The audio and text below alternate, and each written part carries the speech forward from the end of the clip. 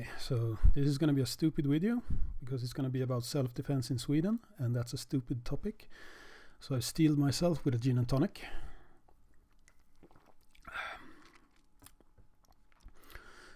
So the other day,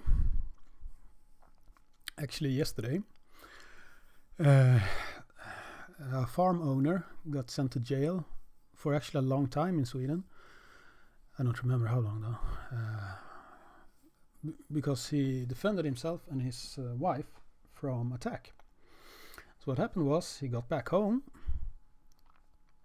and found that his wife had been abused or attacked, violently attacked, and threatened with a knife from a neighbor. And the neighbor is known for being affected by narcotics. He was a drug addict. He's been into the psychiatric ward.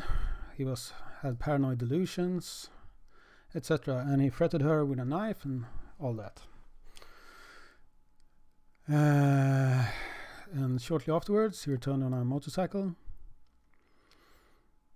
and drove into the farm. And that's when the 44-year-old decided to load his hunting rifle. And they met each other in the hallway to the house. The 44-year-old told him to leave the house, and the drug addict was yelling that he was going to kill him and his brother and what else, who knows. And the man didn't leave the house and started going closer to him, and he raised a weapon towards him.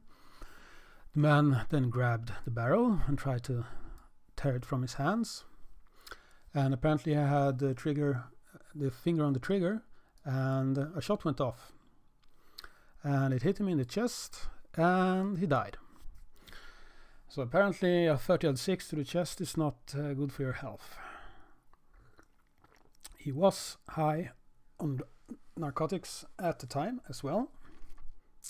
The court is agreeing that he didn't fire the shot on purpose, but blah blah blah blah blah blah blah blah blah bullshit.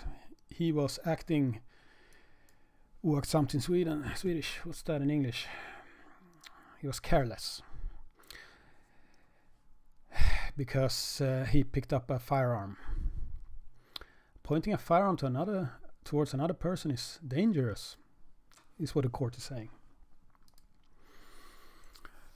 Yeah, so basically what this all boils down to is this: in most countries with a sane justice system, this would be an open and close case.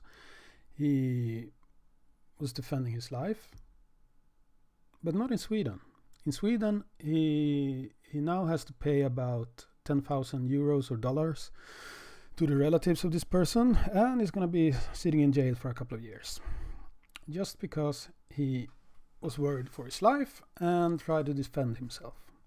So what does this mean, and what are the ramifications of this? This isn't the first instance, of course. This is higher up in the court system. So this happened in 2018, and now in 2020 the final verdict came from top courts. So you can't really appeal this either. So this is what you have to deal with now in Sweden.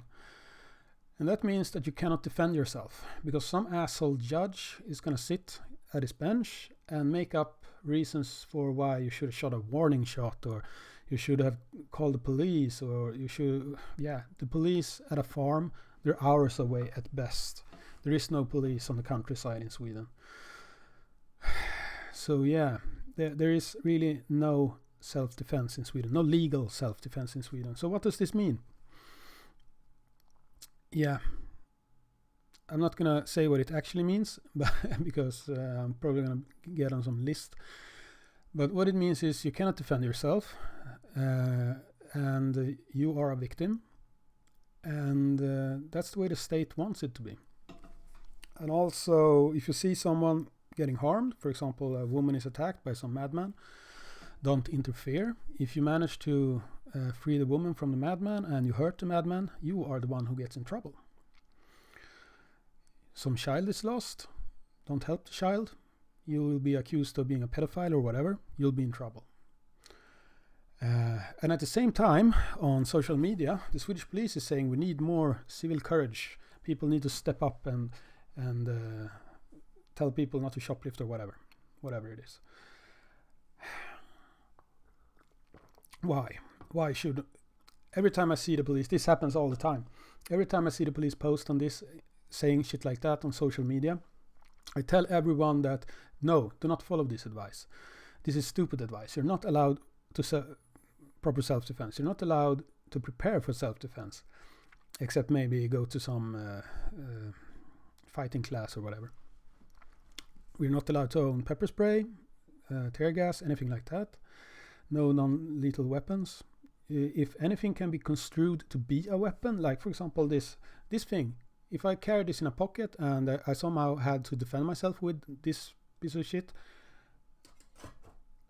they would use the knife law, as it is called. It's basically a don't defend yourself with anything law, and tell me that I had an illegal weapon on me.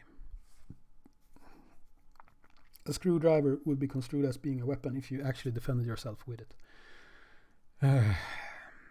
It's almost... Well, there is an exception for pocket knives, but it isn't defined what it actually is.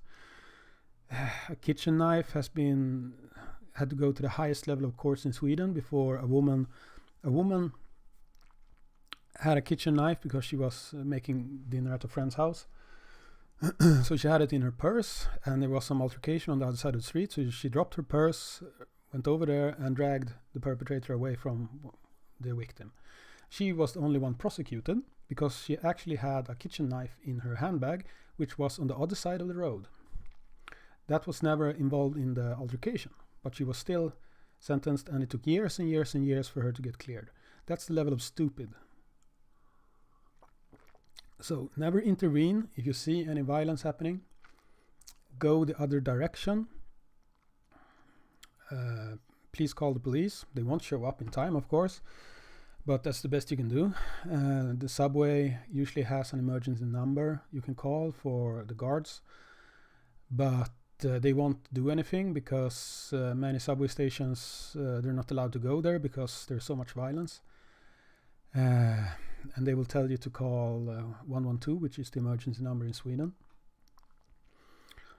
And if you get through the switchboard there, yeah. So yeah, we're basically on our own.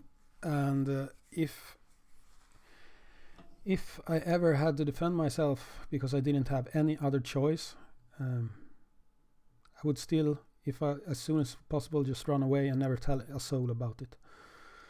Yeah, pretty much that. If you can run away, that's what you do. If you can't run away, good luck. Your life can be ruined. If you have firearms, you're gonna lose them. Spend time in jail, and usually the perpetrator never gets anything. Never gets anything. Yeah, I'm getting depressed now. So that's the end of this video. Good luck, people.